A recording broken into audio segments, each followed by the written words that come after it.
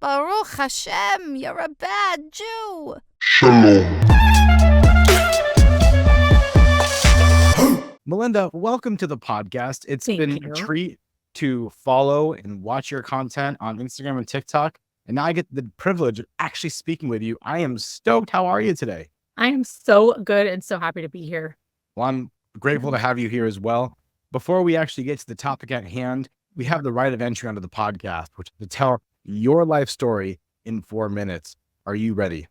Yeah, sure. I got this. I could do this. Yeah. Go. Okay. Shalosh, shalosh, yalla. Okay. I am born and raised in Seattle, Washington, which is why when you like, oh, Melinda, you're so nice. That's why. It's because even though I live in New York, I'm not from New York. Born and raised in Seattle, across the street from my grandparents, which have a huge influence on my life. And I went to college in New York. I actually went to Stern, like part of Yeshiva University. So I went to a Jewish college, met my husband after I graduated, and we lived in Queens for 4 years. I feel like I skipped a lot. I skipped the part about me getting diabetes. That's probably important. Okay, fine. Put that in there. Freshman year of college, diagnosed with type 1 diabetes. My sugar was over 1,000 when I was diagnosed. So it was pretty crazy. I was in the hospital for 4 days. But thank God I'm good. And I really like to speak up about diabetes to make sure people understand that it cannot, like it's not your life. It does not hinder your life. It's a part of it, but it does not define me and it does not define you, and you're not broken. Okay. So that's really important. And I don't know how I skipped that, but we're going to keep going. So met my husband. Obviously that was more important to me. And we have 2 kids. We moved from Queens to Long Island. We have a dog. He is our favorite child, Louis. So that's another, important one. I started food blogging in 2011, actually, when I had my daughter, and I was like, oh, what am I get? Like, I had my daughter and I was like, okay, I'm pressure so much. Oh my gosh. I had my daughter and she slept all the time. And I was like, what do I do with myself right now? And I had stopped working.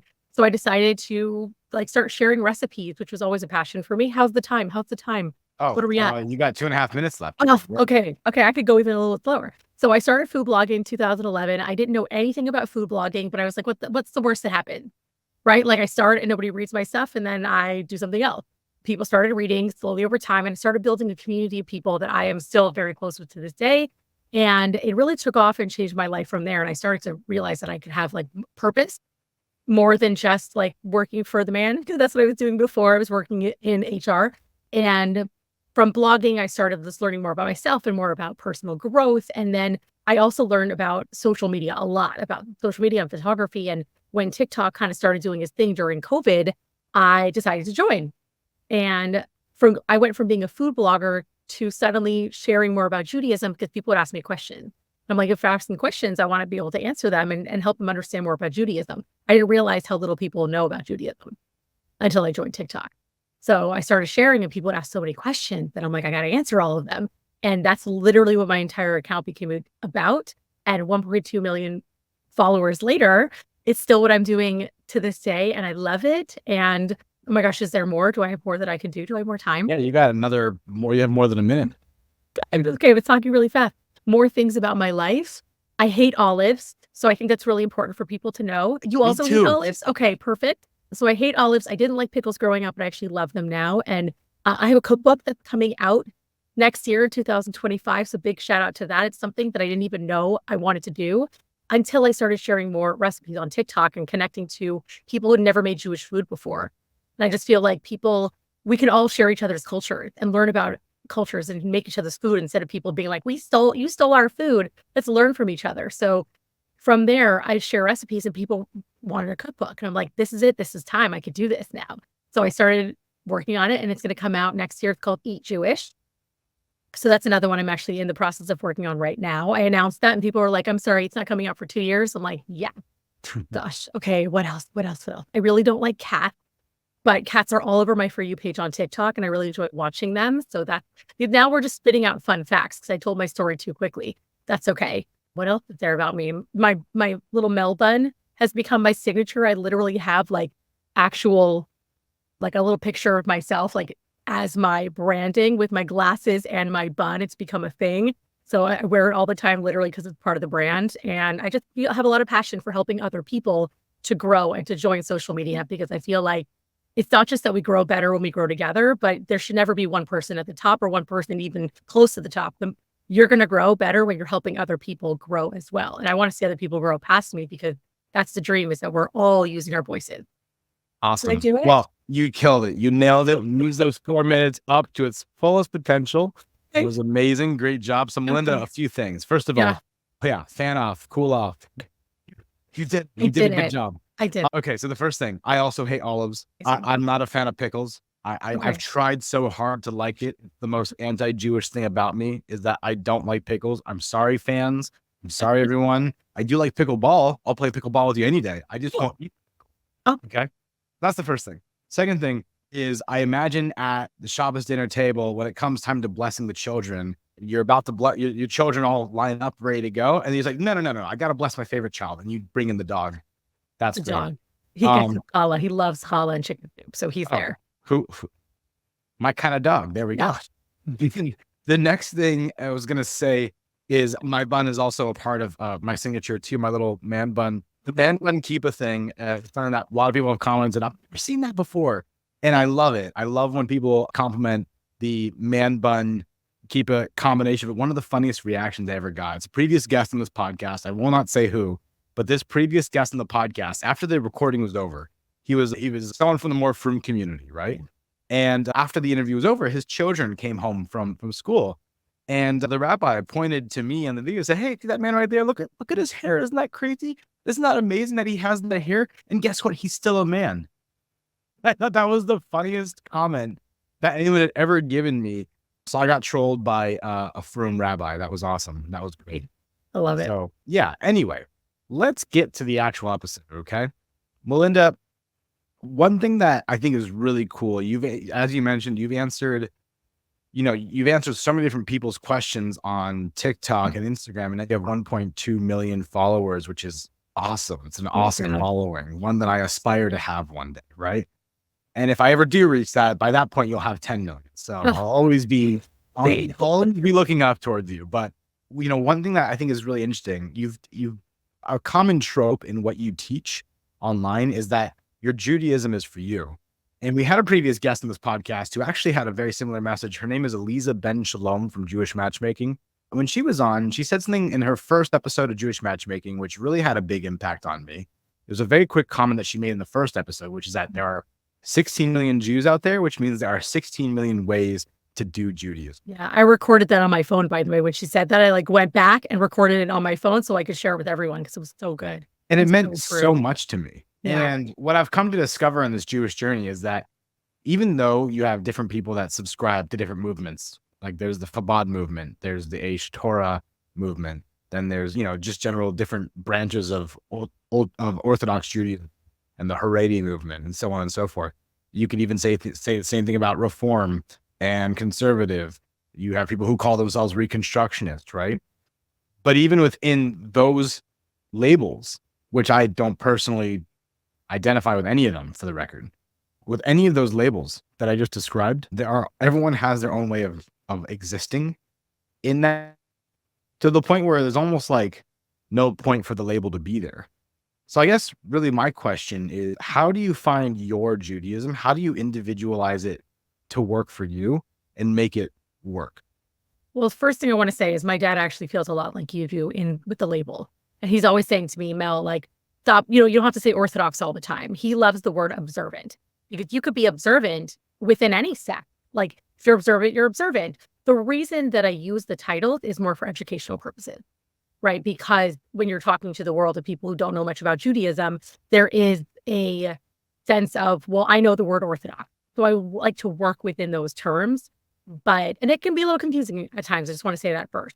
The second part is really, it's a hard thing to hear, but you have to stop caring what other people think about the way that you live your life within whatever sect or identity you choose to have, right? So I'm a modern Orthodox Jew.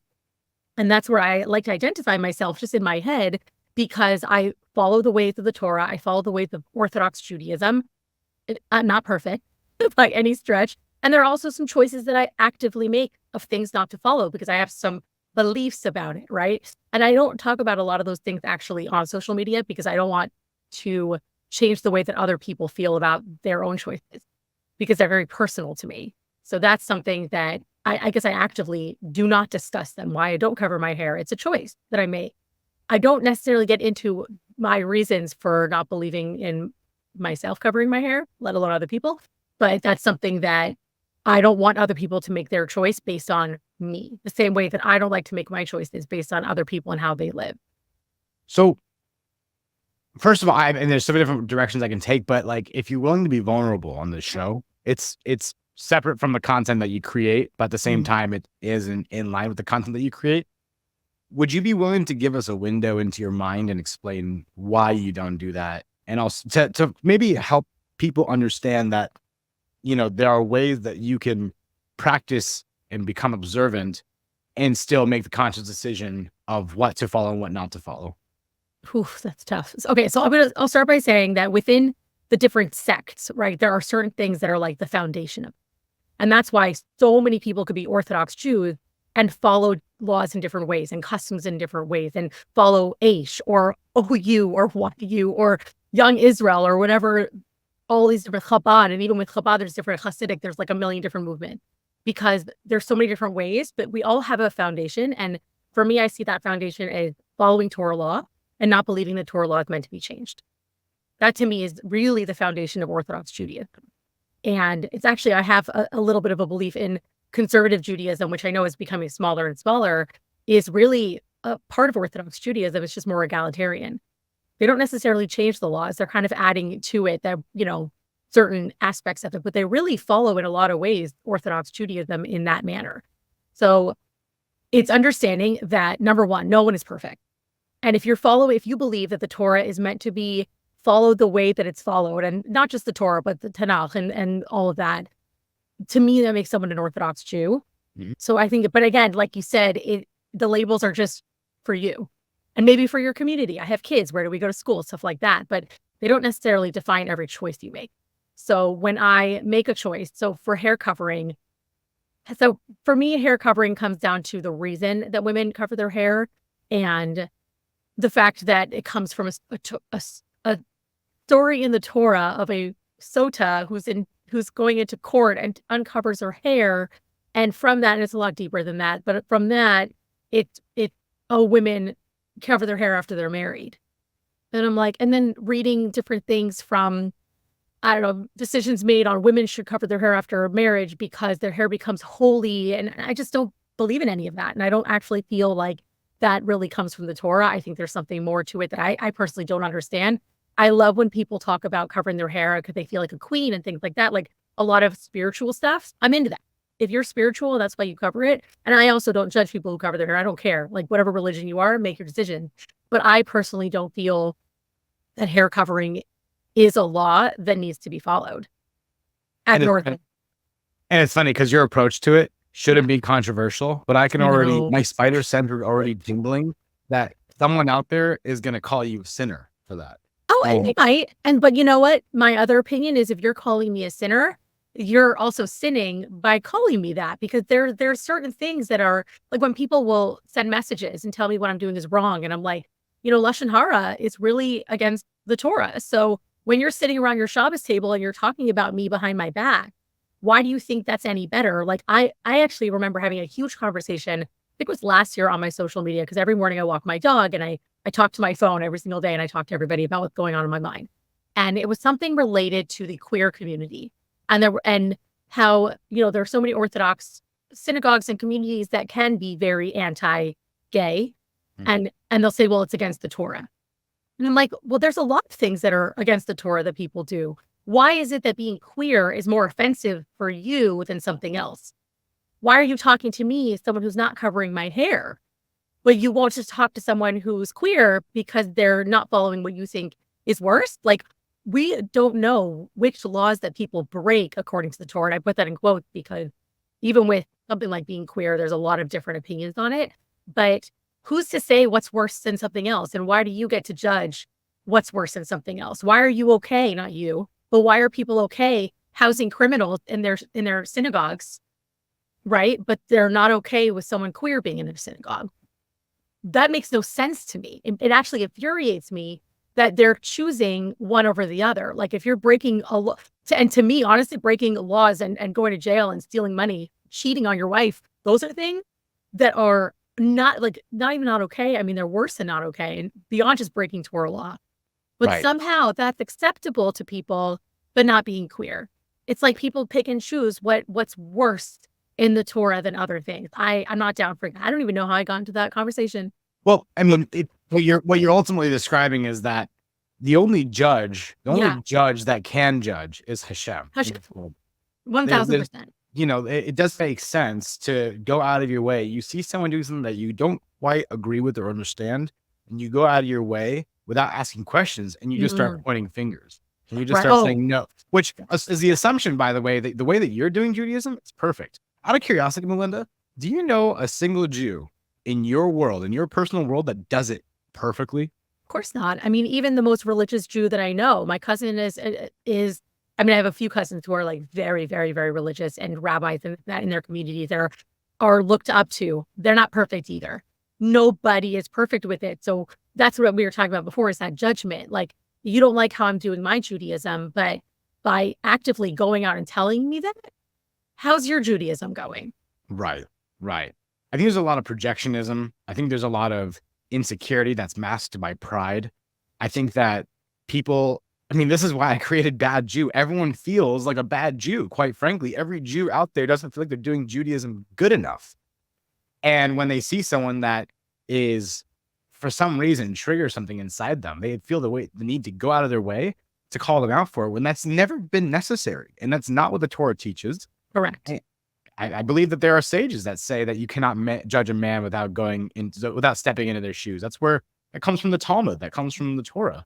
So and I get it that I'm putting myself out there, right? I'm putting myself out there as an example for the Jewish people. I do not represent all Jews. Like, people get mad at me about that. I'm like, I never claim to be representing all Jews in anything. In fact, for the most part, I say most Jews, some Jews. Like, when I talk about different things that we do, so it's not about representing all Jews, but there are people who have bubbles that they live in. I grew up in a bubble, in an Orthodox Jewish bubble, and I couldn't even understand how a Jewish person could eat McDonald's. I could not grasp it. How can you be a Jew and go out and eat McDonald's? Then I have friends who are on social media, and they're not religious, but calling themselves a Jew. And I was, for so long, could not grasp it. Like, how can you openly call yourself kosher or Jewish or all these things? And then I realized, thank God I finally broke that bubble, which is also part of my passion for wanting to break other people's bubbles too. I finally realized, like, there isn't one way to be Jewish. And you could be zero religious and still be proud to be a Jew. Mm-hmm. And the two, they're totally separate from each other. Or you could be somewhat religious. Like, none of it matters. It's that's your own personal thing. But it doesn't make you less Jewish. And it doesn't make you a worse Jew. You're not a bad Jew because you do Jewish differently than somebody else. Absolutely. Now, you said the idea of breaking the bubble, I think, is a really incredible idea. Breaking the bubble, to me, this particular statement appeals, in this case, to the frum community. Mm-hmm. What is the value of breaking the bubble? And, is there an unhealthy way to do it? And what is the healthy way to do it? Oh, healthy versus unhealthy. That I have no idea. I don't know. I don't know that there's a healthy or unhealthy. I think it's just learning to listen to people more, and learning that you can live your life differently, and it doesn't matter how they're living. It doesn't make them worse. Like, the judgment, and by the way, that judgment happens on both sides of the spectrum. You have people who are less religious who think that we're all judging them and that we care about everything, and that the forefront of my mind every day is, oh, that person's a Reformed Jew, or oh, that person married somebody who isn't Jewish. Like, I'm not thinking about that every single day. Like, that's your life to live. So teaching people on both sides of the spectrum, more religious, less religious, wherever it is, that those people are still Jewish, mind your business and figure out your own life, because you're only going to grow and get better with, especially, I know, in the religious world, when it comes to learning Torah and learning the values. What's the point of doing all that if you're just going to sit and judge other people? Well said. Well said. So I want to bring this back to me for a second. I'm going to be selfish now. Okay. If you're listening, audience, you can go ahead and go to the next episode. I don't get it. We're calling me now. Okay. I'm just kidding. Please stay. Please subscribe. Please buy my merch. I'm kidding. Buy his merch, guys. Buy his merch. badjew.co. Anyway, so here's something that I'm on my Jewish journey right now. I'm trying to connect with Hashem more. I'm trying to understand my identity. In fact, a major update that I'm really excited to share with everyone here on the podcast that's listening is that I actually am going to Israel on July 22nd. Amazing. And after the solidarity trip, the volunteer part is over. I'm going to stay 10 extra days to do my first ever time in yeshiva, to do Jewish school, to do that. And I've never done it before, but I'm going to get answers, right? Now, there are more practical ways than going to yeshiva and going across the world to do this. I'm doing this because I'm trying to hone in and get specific with my answers, get specific answers, and try to get away with as much. I'm trying to get rid of as much gray area in my answer as possible. I want to understand my identity more. So I'm going there, I'm doing that. But for those who are just getting started, what are some practical ways to find your Judaism, to find your way to Jew? Well, first of all, one step at a time, right? One action at a time. I kind of want to ask you and interview you. What are you seeking? Like, what answers are you seeking? When people ask me, people ask me what kind of Jew am I, and I'll tell them I'm a Jew, right? I've never had an issue telling people that I'm a Jew. I refuse to answer in any other way. People, by the way, identify me in multiple ways. People have called me conservadox. One person called me reconstructionist, which I don't agree with. But the bottom line is, other people's labels of me don't matter. What matters is how I see myself, right? And when I go to sleep at night, when I'm alone, I don't know how to answer those questions. I don't understand what my future is going to look like. I speak to some others, and I get that there's also probably a sense of projection in the way that others talk about themselves and their future. But when it comes to dating, especially dating in the Jewish world, right? I know I need to date in the Jewish world. I know I'm going to date in the Jewish world. There's no problem there. What I do have a problem with is how I'm going to raise my family. I speak to some people and they say, yeah, they're going to go to Jewish school growing up. They're going to go to a private Jewish school growing up, and they're going to go to, they're going to live this lifestyle in this community. And I'm like, wow, I'm very envious because I don't know how you got there. In my case, if I were to go down this journey, I'd be Baal Teshuva. I'd be going from the conservative movement technically into the Orthodox community. So if I were to do this, I'd be Baal Teshuva. But what kind of Baal Teshuva would I be? There's so many questions to ask. And I know that it's not like you just get to one level on an elevator and you're there. I know that it's more like a progressive staircase over time. No less. I don't have answers. That's what I'm seeking. Okay. Yeah, just important to also know that when you finish your trip in Israel, you're not going to have all your answers. Just being very real with you. You won't. I think you will have more answers than you have now. And that's going to be amazing. I don't have all the answers for my own life right now. When I met my husband, when we were set up, like we both fall into that modern Orthodox category, but together we figured things out. Right. So even with the two of us, there were some basic things that were important to us. Shabbos, kosher, like some of the basics, even how we want to raise our kids and send them to a Jewish school. But a lot of it we figured out together. Right. So those basic things, when you are being set up with people or when you're meeting people, yeah, they want to know, like, where do you fall? Or even for people who go, well, do you want to live in Israel one day? Right. Like my husband and I both, when we met, we didn't care. I don't even know now where we want to live. To this day, like we've been married for almost 18 years. And there's still so much that we figure out together. So that's just to show you that the answers don't all come at once. They take a lifetime. But when you're figuring things out, it is one thing at a time. Like when people say, well, I want to do a little bit more, not about being a better Jew. I want to point that out, right? This isn't about being a better Jew. It's just about adding to your Jew. One thing at a time. For women, lighting Shabbat candles. It's once a week. You light these candles. You can say a bracha. You can say a little Tehillim, some psalms. You can, for the hostages, you can do whatever works and then go with your life. It doesn't have to be a commitment forever.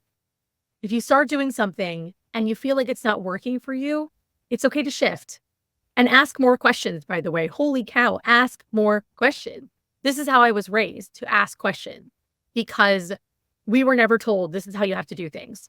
We had rules because my parents had lots of rules in our house, but it was never, you do it because I tell you to. It was, ask me why, so that I can explain to you why. Even in the Torah, we have certain laws that we do because that's what we're told to do. But even then, we understand the why, the reason that we do certain things without a reason, which is I mean, it's part of what being Jewish is all about. You want to be a good Jew, quote unquote good Jew, ask questions. The best thing you can do to understand what's right for you. I love that answer. I have religious people all the time. I have Hasidic people who send me voice notes. They're my favorite and tell me that they've learned so much from my videos because they've done things for so long and never really thought about why. And now they're finally learning the why behind it. So it's fun to be able to answer those questions for people because people from all spectrums are learning. I love that. Yeah. I love that. I love that. It's very inspiring and it's very insightful. And I think that that's such a healthy way to approach it. I just wish more people in the Jewish community echoed that same sentiment. One at a time. One at a time. One at a time. One at a time. I have a mentor right now. I'm studying Musar with him. Musar, for those who don't know, is a style of Jewish discipline that Torah study.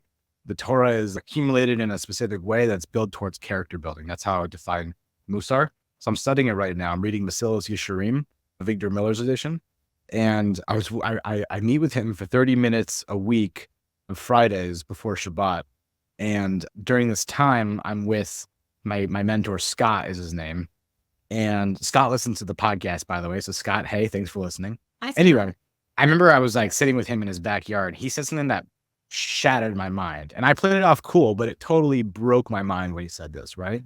And that's like, he was, you know, I see him as a pretty frum individual. He's very lax, by the way, in his style and the way he lives his life, but he's still very frum and he's my mentor. So here I have this Jewish teacher. We're going over Mesilas Yesharim, and he's telling me about the blessings that he does during his morning, afternoon, and evening prayers. That's Shachri, Mincha, Ma'ariv, right? So he's doing the set of prayers that he's doing, and he says to me, yeah, I don't do all of them. And I was like, what? And he says, yeah, I don't do all of them. And I was like, why? What do you mean? But you're frum. And he was like, well, I don't have time. And he gave a very practical answer. I'm like, well, how do you determine which blessings to say and which ones to not? He says, well, my rabbi helped me. That's why everyone should get a rabbi. Mm-hmm. My rabbi I explained to my rabbi, I simply don't have the time to do all of them. He says, okay.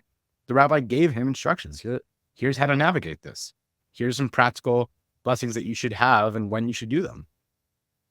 And that was a moment that clicked for Scott. And that was a moment that clicked for me. Like, even though I know there's no such thing as a bad Jew, even though I know that not everyone does Judaism the same way, that concept just broke my mind in the best way possible. It just kind of shattered this perception that in order to be frum, in order to live a righteous lifestyle, in order to quote unquote have a pure mind, as the Mesilas Yesharim mentioned, you don't have to have every blessing in the Siddur memorized. And I was just so grateful to hear that. That was a really helpful moment for me. Yeah, and can I add to that sometimes people feel like it has to be all or nothing. That if you have 3 times a day that you're praying and you don't have time for one, a lot of people do none because they think, well, if I can't do all, then what's the point? You can do one if you're choosing Shacharis every day. And that's what you do first thing in the morning, incredible. If you don't have time. And everybody's time is different, right? We all prioritize our time differently. So I always challenge people when they say they don't have time.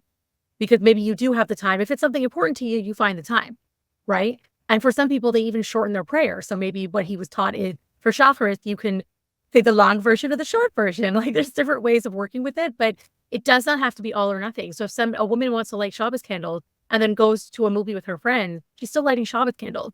That mitzvah doesn't go away just because after you do the mitzvah, you do something else that makes you the bad Jew that you think you are. You can do a little bit at a time and you're still doing something good and you're still doing a mitzvah. Wow. Thank you for that. Melinda, what is something that you wish more people understood about the Jewish lifestyle, and how can people implement that in defining their own individuality within Judaism? That each of us isn't thinking about everybody else all the time. That I'm thinking about my choices and what I'm doing and you're thinking about yours. We're not all constantly judging each other. Everybody always thinks that everybody else is thinking about them. I like to joke when I go to synagogue, which is not very often. I tend to sleep in on Shabbos morning, but people I know people tend to like, I got to get dressed up and I got to look my best. And I'm like, you know what? Every woman is looking at her reflection to make sure she looks cute. She's not looking at your outfit. She doesn't care. Wear whatever you want to wear. Who cares if the person next to you is fancier than you? And that's such a silly little example, but it just shows you everything. Like every choice that you make as a Jew, another Jew is not judging it. People ask me with Christianity all the time, well, how do you feel about Jesus? I'm like, I just don't think about Jesus. He's just not a part of my life. And I don't think of Christians as evil because they love Jesus. It's just, that's your life and this is my life. That's a big part of Judaism, is that we're not here to judge other people within our religion or other religions for how they live. We're not trying to make everybody act like us.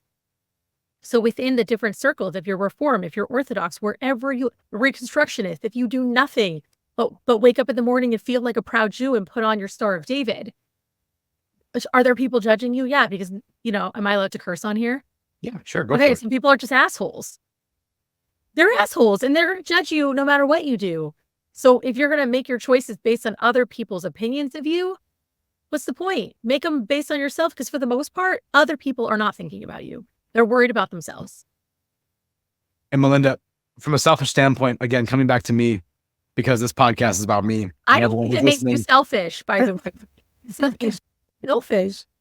This interview has actually helped me so much, and actually really fills my heart in a lot of ways. Cause I'm, again, as I mentioned, I'm growing in this journey, and, I think a lot of people in their journey get motivated by insecurity, but, maybe more so what can motivate a healthier discipline is just knowing that no matter what you do, you're finding yourself. Mhm. And there's no better pursuit than understanding who you are. And, I think one of the blessings that I have in my life is that while I still don't have everything figured out, I have a lot more figured out than most of my peers do. And that's huge. When people continue to bring to my attention that I don't know how to or who to date because of the future and what it holds, it used to petrify me. It used to leave me sleepless at night, not knowing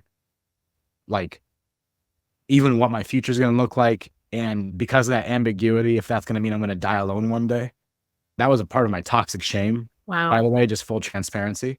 So this is a conversation that really pertains to me and really speaks to me. And, thank you for willing to be on this show and to be vulnerable and to help out with giving perspective on this. I hope that this interview helped others as well. And I hope that it helped expose a lot of the toxic shame that goes into Judaism and where those projections of judgment come from. So Melinda, thank you for being on this podcast. For those who are listening, what is the best way for them to contact you, to reach out, to say thank you the way that I have thanks for you as well? Okay, so definitely Instagram when it comes to actually reaching out to me, at the real Melinda Strauss. That's where I can answer most of my direct messages. Also, my email, which when you go to my website, melindastrauss.com, there's a contact button that goes right to me. Not to an assistant, not to anybody else, that goes right to me. I'm a little slow at responding sometimes.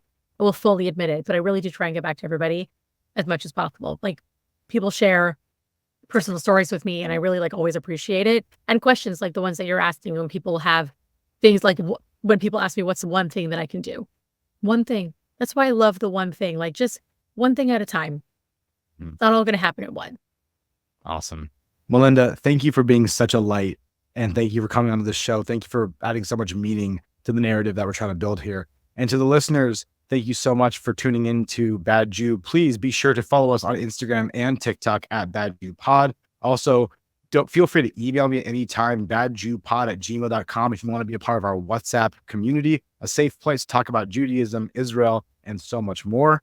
Also, if you want to support the show, please give us a review, leave your comments, and also be sure to go on to badjew.co. Badjew.co is where you can buy all your merch, from coffee mugs with Hebrewed coffee on it, to my Mazel Tov tank tops that you can rep in the gym, and much more. Tune in the next episode. We'll see you next time. Shalom.